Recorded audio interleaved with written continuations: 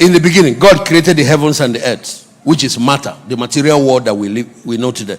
Then the other one is that the Spirit of God moved upon the face of the waters. I want you to notice how God introduced energy into the universe.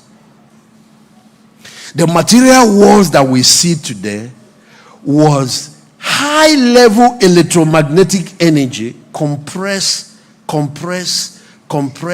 cool down till it formed matter. Put up my drawing. Put it up. I want them to be seeing it. Let them be seeing it. Put up that drawing. There is something I want them to be seeing. This is high frequency. At this area, you meet things like ultraviolet rays, you meet X-ray. The highest that science has discovered is gamma rays. Then as you start cooling the temperature, this is very hot, you're dealing with the kind of energy you find in the sun. The sun releases these very destructive and dangerous, radiations that they put it 93 million miles away.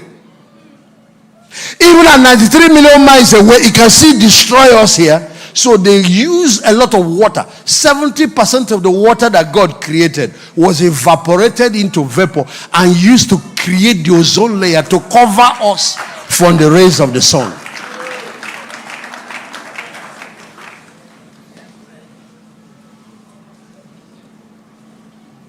That's how hot the sun is. Then answer my question. How hot is the one that made the sun?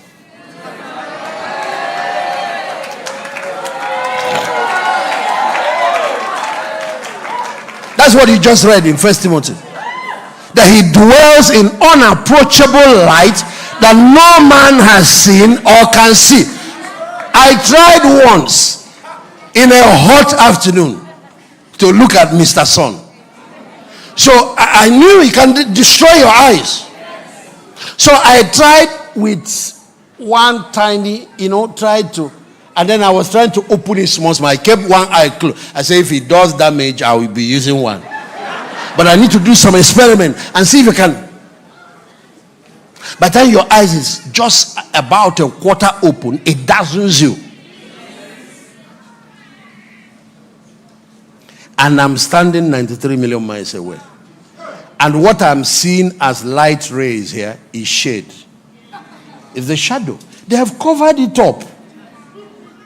If they allow you to look at the real thing that is coming out, all the buildings will burn up, all the cars will burn up, the whole planet will burn up. Go and look at places that have deserts. They are not even getting the directing, yet the sun has dried up the rivers, dried up the waters, dried up the trees, dried up the land. The land becomes strong like rock.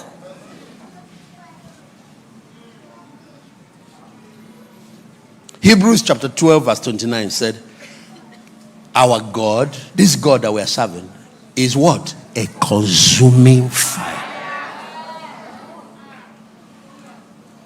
You don't have a clue.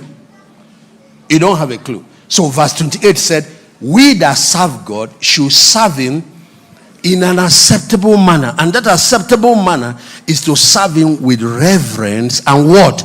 Godly fear. The fear of God has evaporated from the Nigerian church. And the reason is because we don't know who we are serving. The further away we drift from God, the more we take him for granted. You have respect for electricity. You have respect for gravity. I have never become so comfortable that I can climb a very high-rise building, go and look down. Every time I've tried, even sometimes where there is window, there's glass window. I touch the window, it's very thick. I look. We're climbing this tallest building in Dubai, with my, and then we're in this lift that is surrounded with glass. Glass. I do like this. With all the anointing on my head, I have not gotten used to gravity. The presence of God is the hottest spot in the whole universe. So when we talk about anointing, we discuss layers of anointing, levels of anointing within the human spectrum. within the material world realm, because the same way electricity has been reduced. You know what we use here in Nigeria is 220 volts.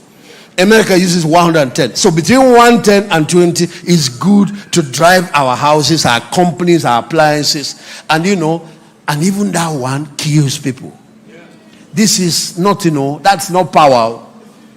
If you see the kind of power that operates at Kainji, if you see the level that operates even inside the transformers, after it has been brought down, leveled down, if you see the type that operates in some of these high tension cables, even that one is small power.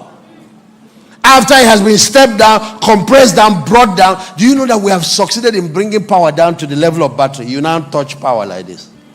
We will have some of these batteries you can touch in your tongue. It will shock you small. That's what we are playing with, we call anointing.